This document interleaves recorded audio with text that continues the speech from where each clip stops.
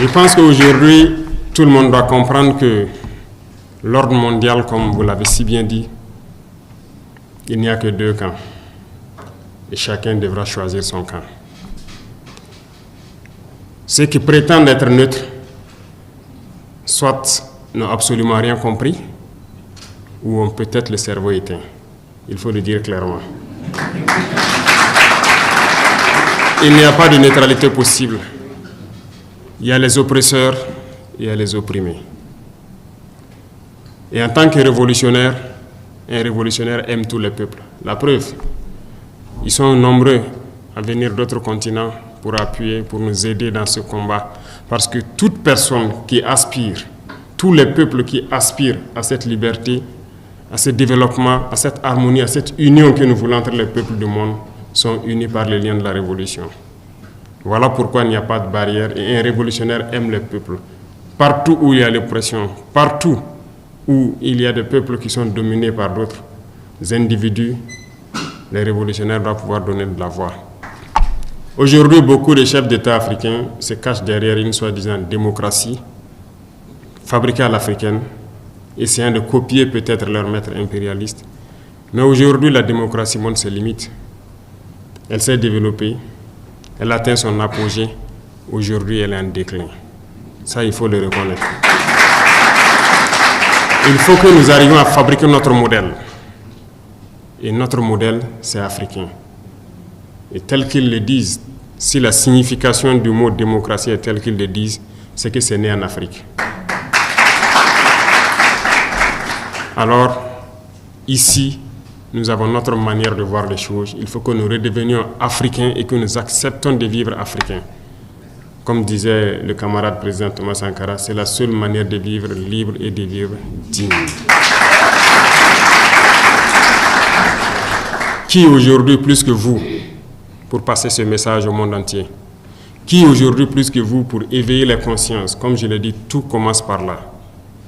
Si la jeunesse ne connaît pas son histoire, la jeunesse ne comprend pas le monde d'aujourd'hui, ne comprend rien de la géopolitique, vous avez beau tourner ciel et terre, ils ne pourront jamais comprendre la démarche de la révolution.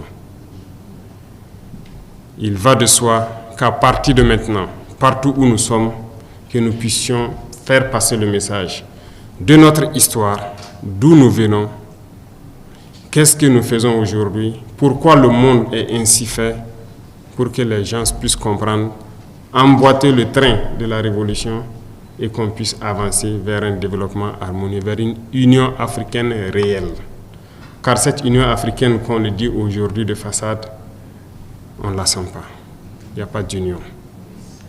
Le continent est déchiré par des guerres, tout cela par la manipulation des impérialistes. Ils ne veulent que nous voir déchirés, nous entretuer pendant qu'on pille nos richesses. Mais il faut que le message passe.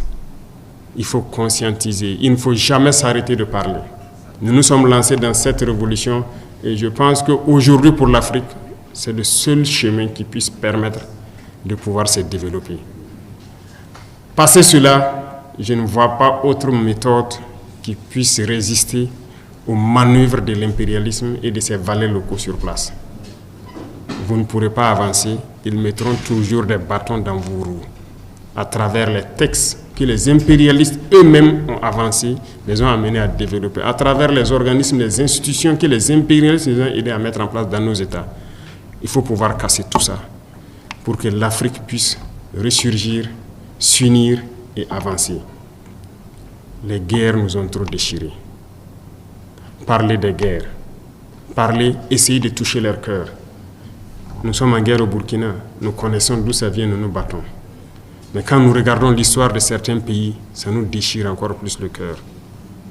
Le Soudan, le Congo, bref, il y en a assez, où des gens meurent par milliers, de frères se déchirent par longueur de journée.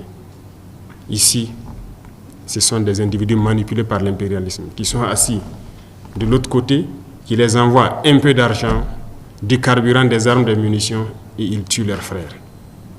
Ils gambadent à travers les campagnes, tués, sans même savoir pourquoi ils le font. Mais tout ça, c'est parce que les cerveaux sont encore éteints. il faut que vous puissiez rallumer le cerveau de beaucoup d'Africains pour qu'on puisse se réveiller. Et c'est sérieux. Et c'est à travers la communication que vous faites. Vous le faites déjà très bien. Et moi, je vous encourage à pouvoir continuer ces rencontres. Nous avons créé l'Institut des peuples noirs. Nous sommes en train donc d'opérationnaliser. Et j'espère que tout un chacun participera en présentiel ou en visioconférence à continuer à éduquer notre jeunesse pour qu'elle prenne ses responsabilités, pour qu'elle comprenne le monde et que l'Afrique puisse se réveiller enfin et qu'on puisse s'unir et vivre dignement et librement. Et comme je l'ai dit encore, un révolutionnaire, il aime tous les peuples. Ce sont les politiques qui font souvent qu'on peut confondre les peuples. Mais les politiques ne doivent pas diviser les peuples.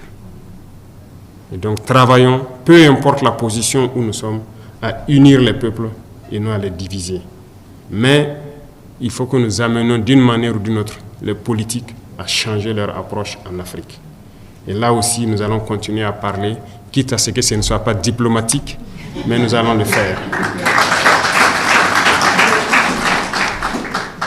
Enfin, je vous remercie beaucoup.